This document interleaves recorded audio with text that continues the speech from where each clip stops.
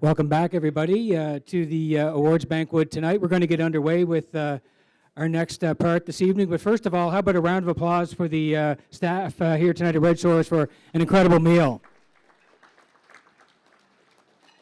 Thank you again to Red Shores. It was a terrific meal, and we thank them very much for that this evening. I would now like to welcome our special guests and dignitaries who have joined us this evening. It is my pleasure to introduce the Honorable Zach Bell, Minister of Fisheries, Tourism, Sport, and Culture. And I'd like to invite Minister Bell to come forward and bring greetings this evening.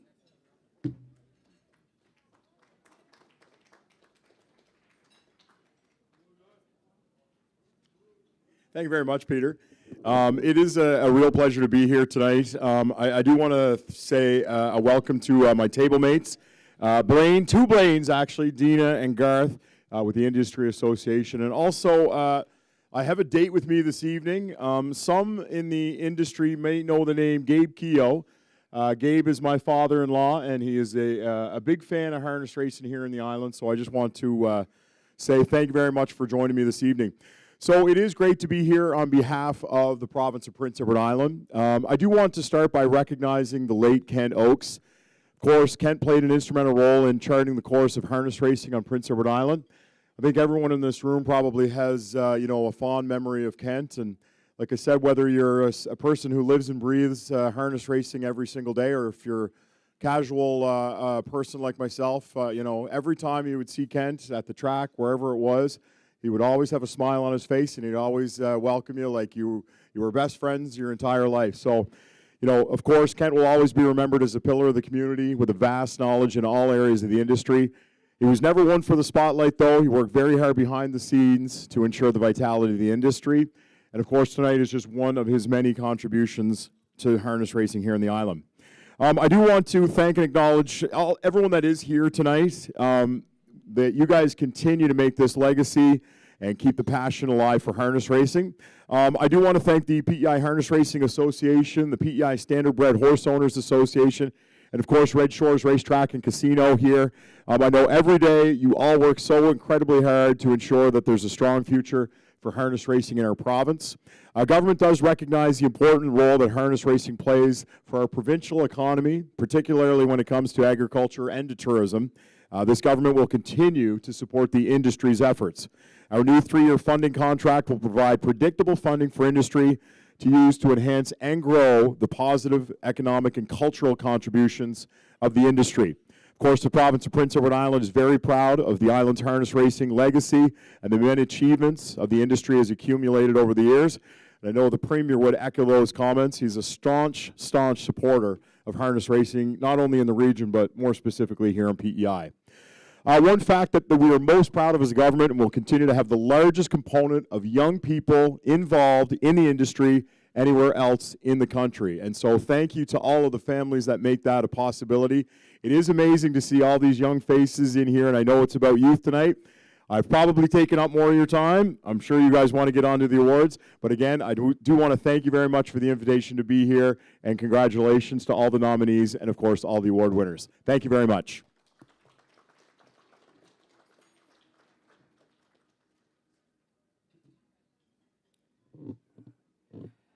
Thank you very much, Minister Bell. And Minister Bell will be back a little bit later on to present the awards tonight. We would also like to recognize the chair of the PEI Harness Racing Industry Association, Blaine McPherson, and board members of the PEI HRIA, James Pro, president of the PEI Standardbred Horse Owners Association, and board members of the PEI Standardbred Horse Owners Association in attendance tonight.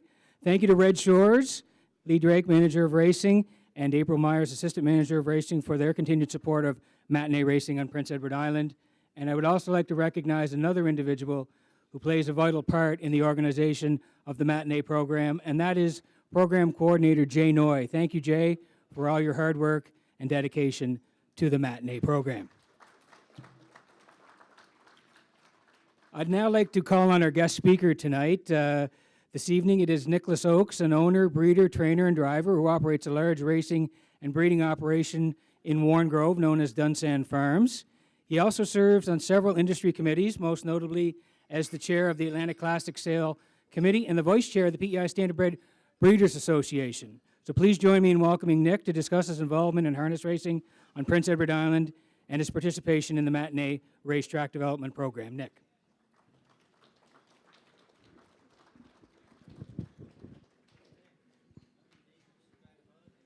We're going to talk about that. You take that one. Yeah, it's on.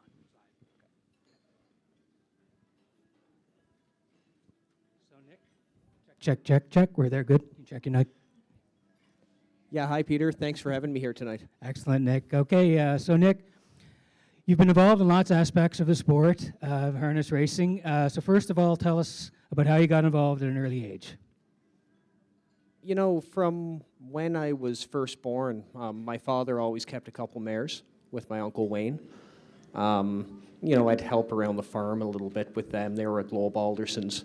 But I wasn't really around the track a whole lot till I was probably 13 or so, something like that. And who was your first horse that you were comfortable with? You got around jogging a little bit and, you know, were there day in, day out with? Well, one of the first places I started around was Barry Craswell, my cousin. Started around his barn. And then I kind of went and started helping Earl Smith. And he had a horse called Handy's Hornet. That was the first horse I ever jogged about, that'd be nearly 20 years ago now. We're not going to talk about that, though. Now, did you have the bug early, though? Could you feel it like when your dad would be taking you around to the horses and your uncles as well? Did you know maybe I'd be into this someday? Yeah, I always loved the business. I loved being around the racetrack. I never really thought of it seriously as a career at the time, but things change. Yeah, now working for Earl, I'm sure you learned lots along the lines there, because Earl was certainly a great horseman. Yeah, he was a terrific guy. He was a very smart horseman, a very talented trainer, a very talented driver. And I think back to some of the horses I helped him with at the time, Howmax Dragon, Clay Henry, Woodmere Homebrew, Woodmere Brightstar, Ari's Mary. Like, he won a pile of breeders' crowns. And I'll tell you what, he was a great guy, a great horseman. He was one tough cookie to deal with, but he taught me a lot. No doubt, no doubt, one of the finest of all time here on the island. Now, when did you decide that you were going to participate in the Matinee program? I remember Gary Chappell had a little mare called All Talk Sister, and he wanted to race her at the matinees, but he didn't want to drive her himself. Just he was, you know, we'd have 12 races a night here, and I'd say Gary was in 10 or 11 of them, and he said to me he was just kind of sick of not being able to watch a horse race. So he wanted to take the mare to Kensington, and he asked if I ever drove before. The answer was no, absolutely not, I haven't. And he said, well, that sounds good. He said, I'll take her then. I'll never forget that race. I was like a complete fish out of water. I think I sat second. I think I moved out of the 2-hole maybe 3 times, maybe 4, and kept ducking back in. And anyways, she won that day, and 2:11 and a piece or something. Bob McGinnis was on front with the mare he had called Flight Risk. Yeah. And I'll never forget Gary came and grabbed her by the head when we got our picture taken. And he kind of patted me on the shoulder. He said, now, Nick, you've seen a lot of races. You thought that was a lot easier than that, didn't you? That's right. I'm sure the horse was a little bit tired if you moved her that much, too, in the race. Well, I think going 6 seconds slower than she normally did, that suited her pretty good, too. There you go. And Nick, what type of skills do you learn at the matinee level before you even try to approach the pari-mutuel level? Well, I think, you know, part of it is being exposed to different horses, getting behind the starting gate for the first time, you know, driving in closer quarters than you'd be used to training, especially when you're young. And another big part of it is, you know, the biggest part of this business really doesn't have much to do with horses. This business is all about people. And, you know, getting to deal with different people, figure out a way to talk about, you know, what's about to happen on the track, what just happened on the track, keep your cool, all those things. They're very useful skills moving forward. Yes, that's right. And we talked earlier today that you mentioned you've driven with a lot of guys that came up at the same time. So give us some names that you competed against during those days. Yeah, it was kind of cool thinking back to it. When I was 16, 17, Jeremy Pierce was a manager here, and he used to put on some amateur races. And it would be myself, Brad Smith, Johnny McKinnon, Tyler Moore, Jason Ryan, Travis Wilkie, Dylan Andrew. Did I say Brad Smith? Brad Smith. Yeah. We're all the same age. Patrick Shepard. And Devin Wallace drove against us too, Jack Panting. Like, we're all around the same age. None of us had driven at the time, and I think every single one of us ended up getting a driver's license. Some of us probably shouldn't have, but Now, it's amazing, though, to think that you've listed off all those names, and most of the guys have stayed in the business. yeah, everybody stayed in the business in some capacity or another, which is part of the things that really makes the Matinee program work. Yes. Is that you get exposed to it, you get some grassroots experience, and it sticks with you. And you don't even have to be a driver. Maybe it's a groom, an owner, a trainer, whatever, Nick. It's just being around the horses at that age to learn a lot of different things. Yeah, like you don't have to train and drive to be part of this business. I've seen people that were, around my age or a little bit younger. They showed up, they groomed, they just watched the races, whatever, and they've stuck with it. There's more to it than just training and driving. Yeah. The Matinee program itself here on the island, it's so important in developing lots of great people that we've had in the industry at world-class levels, really. So saying that, Nick, how important is it to have this? Because not every province or state has it.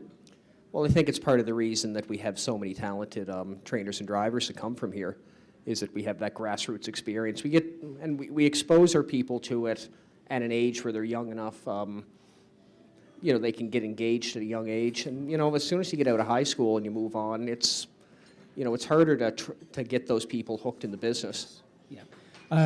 So you moved on from the Matinee. Can you tell us your first driving win on the Matinee level and then pari-mutuel as well?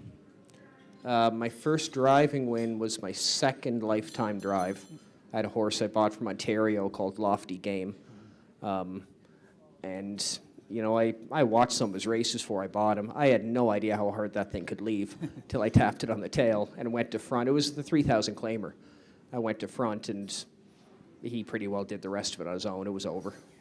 And your biggest training win? I know you've gone more to the training side than the driving side. What would you say your biggest training win is so far? My biggest training win by far would be I had a horse called Sean Chai for Derek Bunton Wood Farms, and he won the Breeders' Crown. As I said to you earlier, I'm the answer to a trivia question. I don't expect it to be for long, but I was the youngest trainer to ever win the Breeders' Crown in the trot. Yeah, that's really But cool. seeing some of the kids up and coming, and I see one of them staring at me right now, he'll be gunning for that one. Yeah. You have it for now, and it's a really cool record. Nick, I talked about it earlier that you've a lot of hands in different things. You own a farm, and you're a breeder as well as a trainer and a driver. We talked about it a little bit, but there's lots of avenues. You're also a writer and a journalist as well. So just with a lot of kids in the audience tonight, there's so many avenues to harness racing. Really, there is, isn't there? Yeah, just think about how many people are employed at Red Shores. And not to mention, you have staking companies, sales companies. I was just down at the sale in Harrisburg, and there's a whole nother layer of careers in this business that we're not even exposed to on PEI. Like as I say, there's more to than just being on the racetrack to harness racing. I think that's very important to let people know that we need broadcasters, we need writers, we need everybody in the business to make it successful. Yeah, it takes a team. Sure does. Nick, I also want to talk about the Atlanta Classic sale because you are the chair, and I know this was very close to your dad's heart, Kent. He was a very, very important part into making it so successful. But now that you are the chair and you've seen the success, how much has this thing really grown since the early beginnings? Well, Dad loved telling the story. It was around 2000, I think it was 2000, 2001. The sale was called the PEI Colt Stake sale at the time. And the last year we held the PEI Colt Stake sale, we only sold about 43 horses in the trade center. And the Turo sale had, close to 200. Like, people were choosing that as a venue to sell their horses. So then the idea was formed to make the Atlantic Classic sale. They put a new structure together of how to govern it. And now it's grown to what it is today. And, the one that used to dwarf us in Turo, sadly, there is no sale in Nova Scotia. It'd be great if there was again. But whenever I became chair, people said to me that one of the biggest things is try not to make too many rules because you have no idea what's going to happen. And oh boy, were they right. The amount of things that can happen in the run of that day that you could never fathom in a million years. And I'm just glad that Zach Conway and Julie Jameson are an incredible team. and all of the board members that are on the board of directors with me. You know, most of us are volunteers. We don't get any money, and we don't ask for any thanks, but, you know, we really love what we do. Yeah, you should be proud of it, and your dad was a big part of it, and I know his legacy is going to remain in the game for a long time. So congratulations on the sale again this year. Very, very proud of it. I want to talk a little bit about your ownership team with Doug Matheson. What's it mean to have an owner like Doug? Because, I mean, he's really supported you. Yeah, I've been lucky to have a lot of great owners over the years. Doug's been fantastic to me the last few years, no question. You know, we've bought a whole lot of different kind of horses, race horses, claimers, yearlings, and he's had a bunch of nice fillies, and it's as anybody in this room can tell you, you know, you need to have somebody at your back. You need to have somebody to support you, and he's been that person for me. Yeah, excellent. And fractured ownership as well. You're offering that as well. Why is that important to you? Well, we love to talk in this business about how horse ownership is so expensive, that it's prohibitively expensive, and you know, we don't mean to, but we portray to the public when people ask us about horses, oh my God, it's expensive. We're not making any money. And it's off-putting to people. There's no question about it. So one thing I wanted to do is put together a structure, and Anthony McDonald helped me a lot with it. He sent me his contract and how he organizes everything, is how to make the business accessible, affordable, and fun without that looming stress over your head of the bill you're going to get the last day of the month. And I've introduced a whole bunch of people. I've been surprised the kind of people that came into my stable since I started AtlanticHarnessRacing.ca. Yeah. No, it's great. As you say, it's an entryway for people who want to get in and not own a horse totally. Yeah, and they still get the full experience. They get all the exposure. You know, there's a couple guys that I have horses for, and I never hear from them. Whenever I do, they're just happy, and okay, that's fine. And then there's other people that will text you every single night, and all they want to know, they just want to know, what did the driver say? Yeah. You know, what happened at the quarter pole? What's this? What's that? And I get back to them as soon as I can. And you know, it's something they wouldn't normally get if they weren't part of the ownership group. For sure. Your son Noah, I see him at the races all the time. Does he have the bug already? Do you think he'll be in the harness racing game? I'll ask him. What do you think? What do you think, buddy? Do you think you'll be in the harness racing business your whole life? Yeah. Yes. Why is that? I don't know. You're not sure? No. Okay. We'll talk about that later then. Yeah. Okay. No, this year I bought a horse from Doug. He was a legendary Ron. I had him for 5 years. Doug was looking to move him on, and I actually had him sold to a guy, and he won that night, the old horse. And I was in the winner's circle, and I was in tears, I'm not going to lie. And I said, I don't have the heart for this. So I called Doug right after, and I said, what the guy was going to give you, I said, I'll just give it to you myself, and I'll put it in the kid's name. And of course, that was completely fine. And so then we raced him.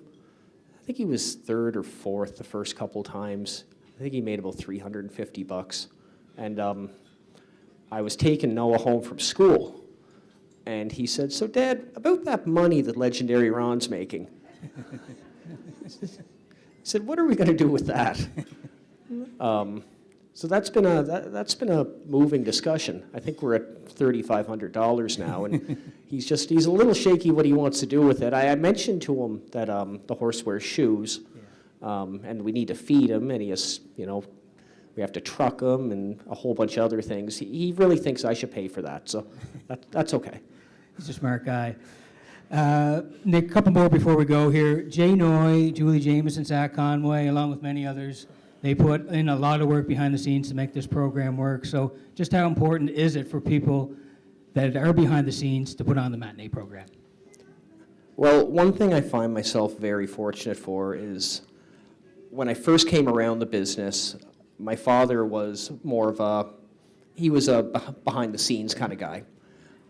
Dealt with a lot of volunteers, and Dad always had the same line for anybody that was a volunteer. You know, if you want to complain about something, Dad would say, "Complain to me. I get paid to. Leave the volunteers alone." And you know, and I met a lot of behind-the-scenes people and you saw the hours that these people put in. Absolutely. And if you're just out racing, showing up to the track, you know, an hour before your race, racing, whatever, leaving, you have no idea what these people do behind the scenes. And it's incredible, and I know for a fact we don't thank these people enough. No, they do a lot of hard work, and they should be certainly applauded, and we should give them a round of applause here tonight because they do great work. Nick, final one for you before we go. There's a lot of young people, including your son, in the audience tonight. What advice would you give somebody that's looking to get into the game? Get a mentor. Pick somebody that has been successful in the business, somebody that can show you the ropes, somebody that's not going to be easy on you, someone that's going to be hard on you. When I was a kid, I hung around Earl Smith, I hung around Albert Bernard, I hung around Ronnie Matheson. And one thing I can say about all three gentlemen, they weren't scared to tell you when you messed up. And you need that. It can't all be sunshine and rainbows all the time. You need somebody to tell you when you're doing good and tell you when you're doing something wrong. Good advice. Ladies and gentlemen, Nick Oakes. Thank you very much, Nick. Thank you.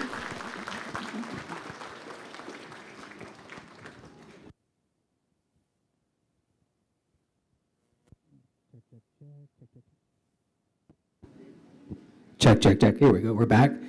Okay, thanks again to Nick. And at this time, I'm just going to do a brief summary of the 2024 Matinee season.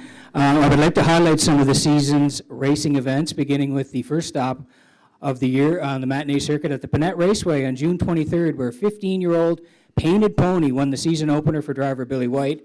This was Painted Pony's first start in the Matinee program since his mandatory retirement from parimutuel racing at the age of 14 in 2023. The next event took place at the Kensington Raceway on July 7th and would see two veteran drivers, Billy McKay Sr. with Arnold the Paperboy and Cy Poirier with Adkins Hanover, win their respective events.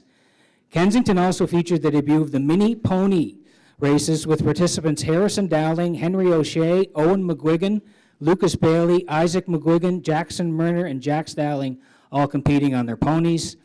The program then headed to West Prince on July 23rd to O'Leary Raceway, and this event would mark the driving debut of Sean Baxter aboard Hurricane EJ for owner Dana Sweet. Alberton Raceway played host to the fourth event on the circuit, July the 27th. Freeman's Legacy won the Harry O'Brien Memorial Race for driver Jacob Sweet and owner Mackenzie Arsenault, 2 minutes 4/5. And the circuit moved back to Panett Raceway, where a large crowd was in attendance for the Kilted Pace on August 11th.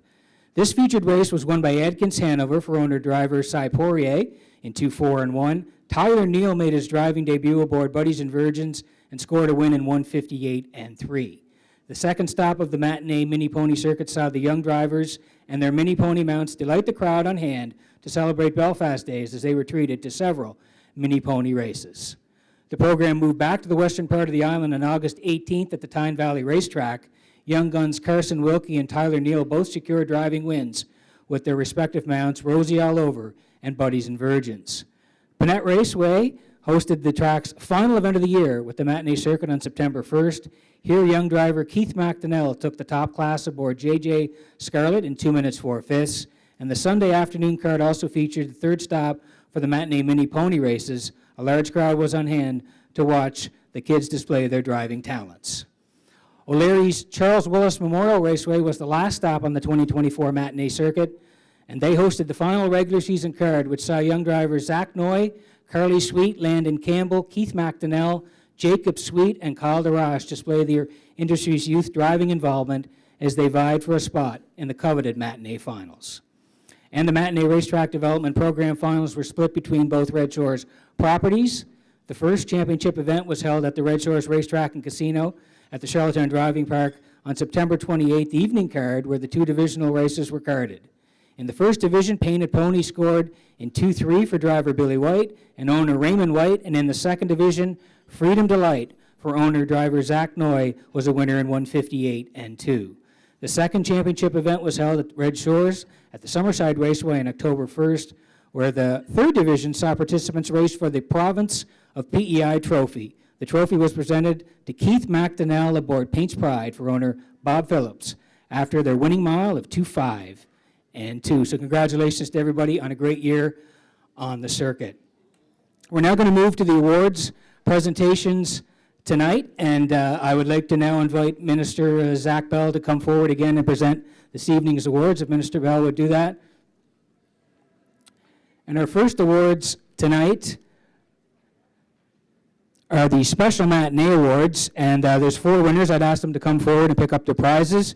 3 are Greenhawk gift cards, and the winners are Phil DeRoche, Heather Gamester, and Bob Phillips, if you could come forward. And then a Wicked Powder bike paint for Rick Armstrong. So Rick, if you could come forward as well, and congratulations to all the winners, if they could please come forward.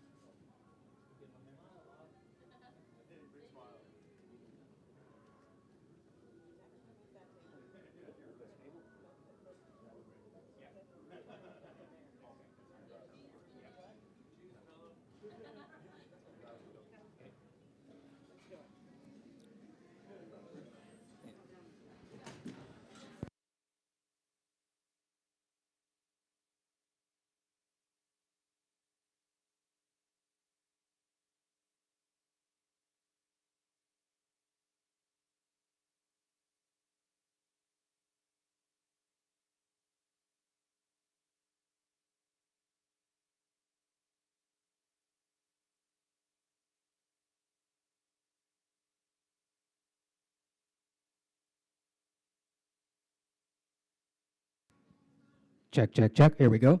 Okay. Congratulations to those winners. Our next award is the Bill and Denise Andrew Youth Participation Award. The winners of these awards are decided by a draw for drivers under 20 who had 5 or more drives this season. A draw was held for a helmet painted by Grattan Helmets and a summer suit made by Wendy McCrae. The winner of the helmet was Carson Wilkie, and the winner of the summer suit was Carly Sweet. Please come forward.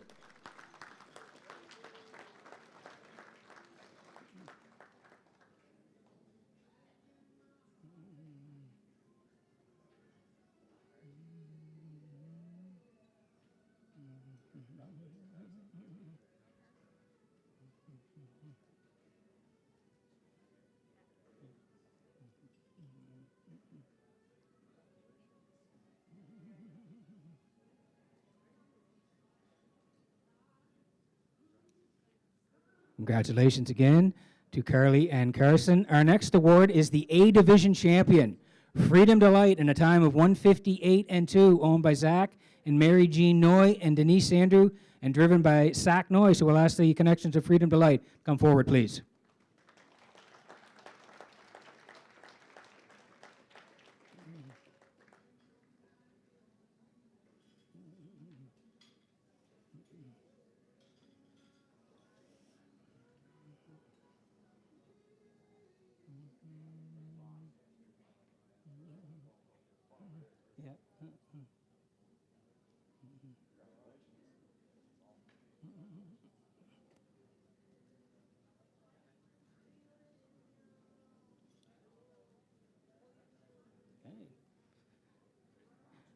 Congratulations again to Freedom Delight. Our next division is the B Division Champion, and it's Painted Pony in a time of 2:03 and 2, owned by Raymond White and driven by Billy White. Congratulations, and we'd ask the connection to Painted Pony to come forward, please.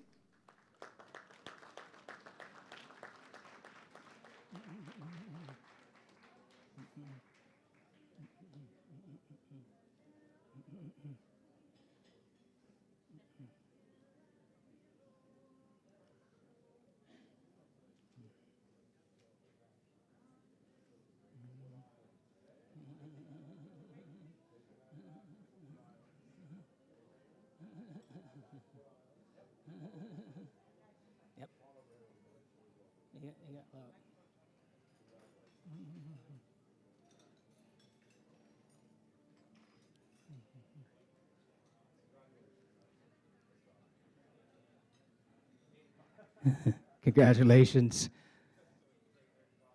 to Raymond and Billy and Painted Pony, who was an absolute warrior on the racetrack. And great to see him on the matinee circuit as well. Our next award is the Province of PEI Trophy and Matinee Champion.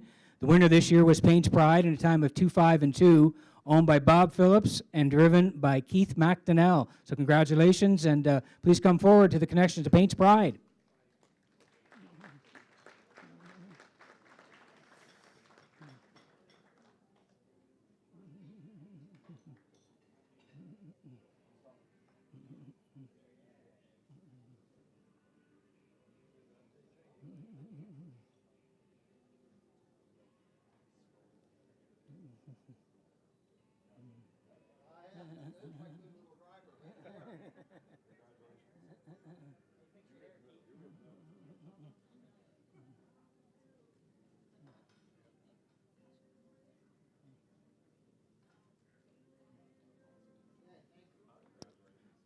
Yes, congratulations again.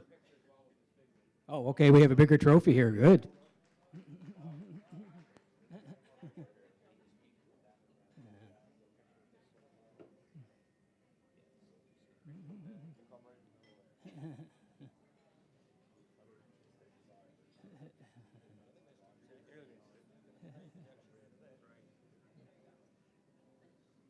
There we go. This is a great looking shot.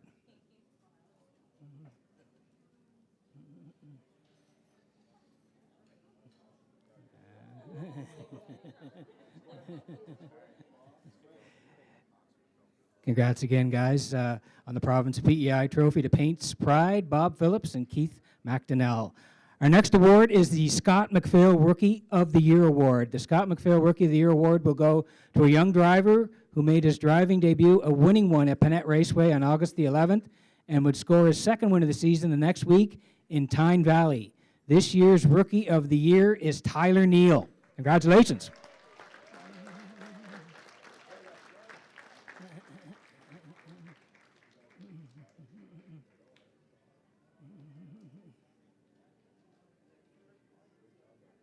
Congratulations to Tyler on the Scott McPhail Rookie of the Year Award. Next up is the Green Hawk VIP Award. The Green Hawk VIP will be presented to a young aspiring driver who made several winning appearances throughout the season. He hopes to one day surpass his accomplished father, who also began his career on the matinee circuit. And the winner of this year's Green Hawk VIP Award is Landon Campbell. Congratulations, Landon. Please come forward.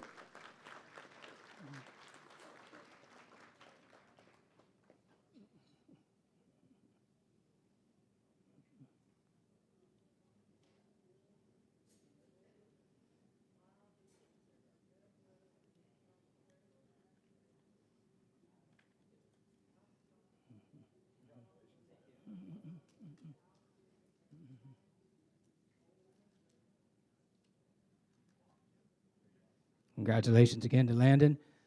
Next up, our award is for the Female Driver of the Year. The Female Driver of the Year award will go to a young woman who made her first driving appearance at the end of last season and to continue to drive steadily throughout this year's event, scoring a win and several runner-up finishes. The Female Driver of the Year is Carly Sweet. Congratulations, Carly.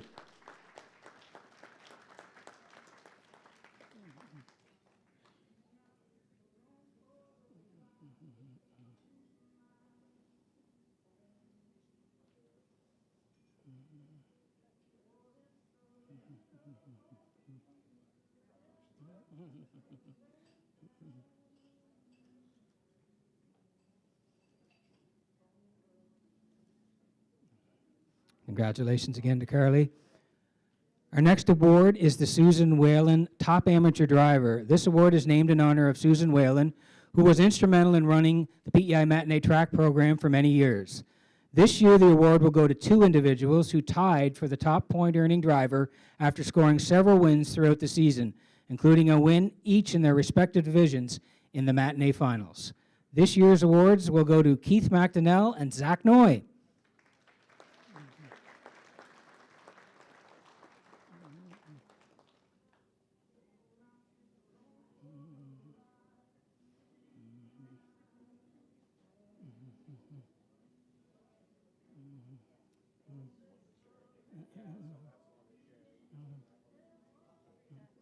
Three Zacks, I know.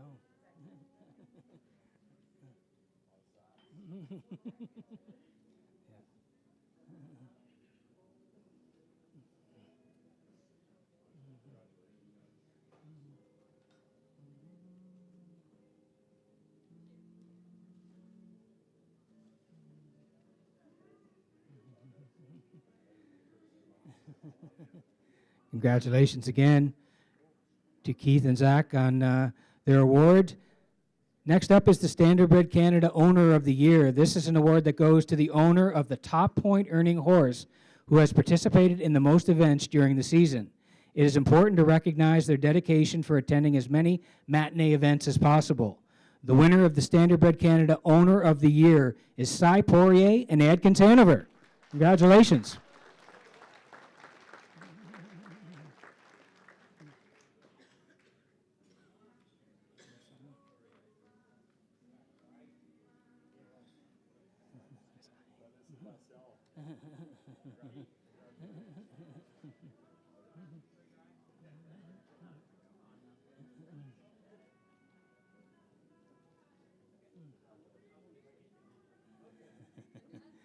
Congratulations again to Cy. Next up are the Mini Pony Awards. Throughout the season, the Mini Ponies visited several tracks with their young drivers and grooms, putting on a great show and displaying their skills in the bike. We have trophies for all of the youth who participated, and I will now ask them to come up together after I announce their names if they're in attendance to accept their awards. Lucas Bailey, Owen McGuigan, Isaac McGuigan, Jackson Murner, Nate Campbell, Aiden Hughes, Cohen Holmes, Denver McRae, Liam Myers, Connor Wilkie, Harrison Dowling, Henry O'Shea, Taylor McPherson, Ava McPherson, Renee Leclerc, Lyra Leclerc, and Sadie Pollard. If you're here, please come forward. Accept your trophy for a great season.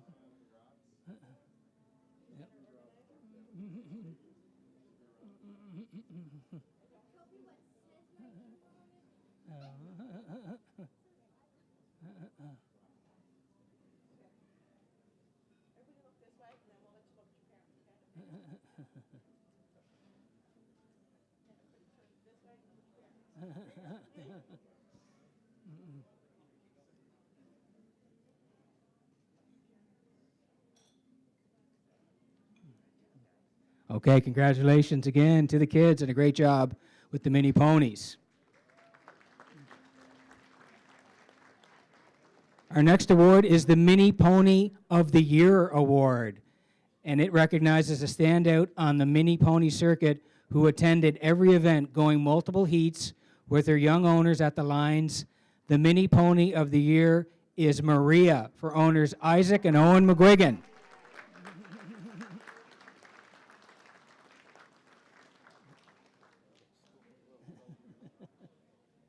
We'll get a great shot here with the minister. The boys come down here.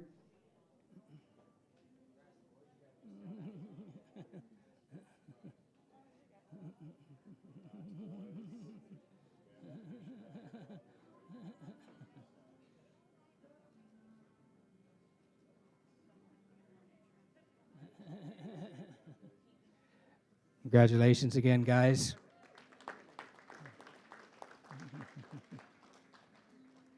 Our next award is the Sportsman of the Year Award. The Mary Jean Noy and Denise Andrews Sportsman of the Year Award will be presented to an individual who played a crucial role in ensuring harness racing at the grassroots level thrived on Prince Edward Island. Although he was not involved in the training or driving side, he made sure that it was possible for others to enjoy this unique program and sought out funding to provide the tracks with the materials needed to host these events. This award is presented to the late Kent Oakes. And if we could ask Nick and family to please come up and accept the award.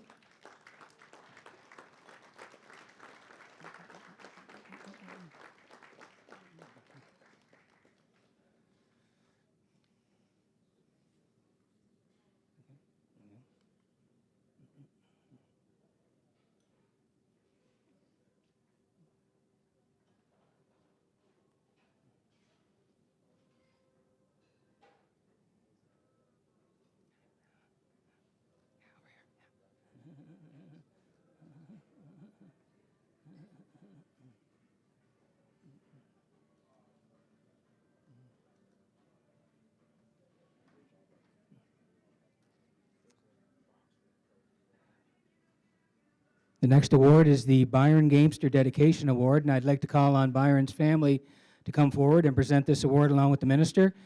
The winner of this year's award helped to fill several cards with entries from her stable this season and was always willing to do her part to keep the program strong.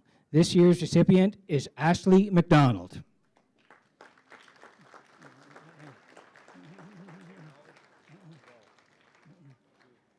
It's over here, yeah.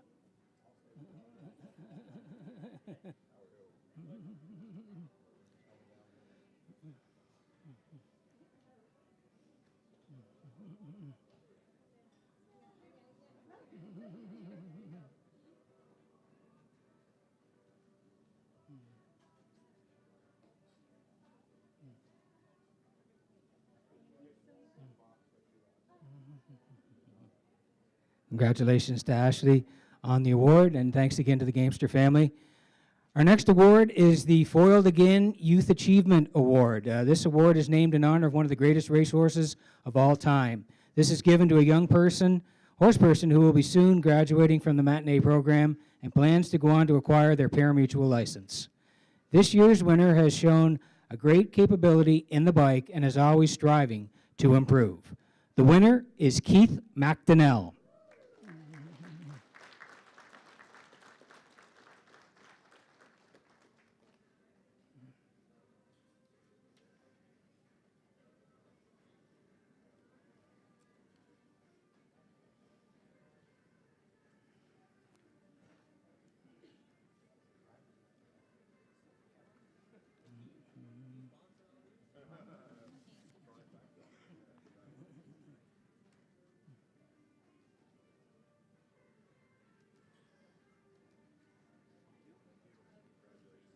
Congratulations again.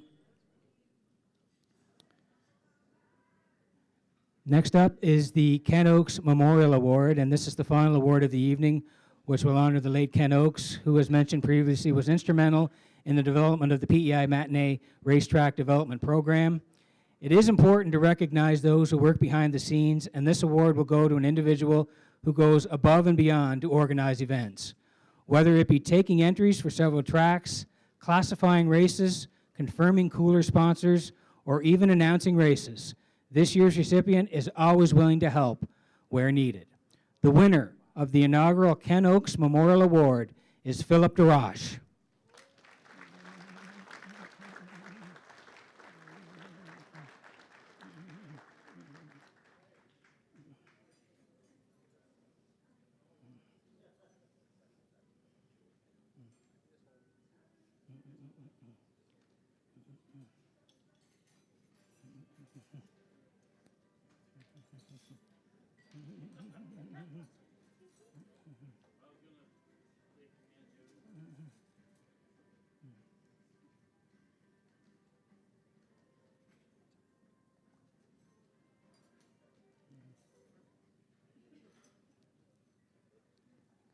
Congratulations again to Philip on the inaugural Kent Oakes Memorial Award. And folks, that's going to conclude our 2024 Matinee Banquet. We'd like to thank everyone in attendance. Don't leave yet. I've got to announce some draw prizes, or some door prizes.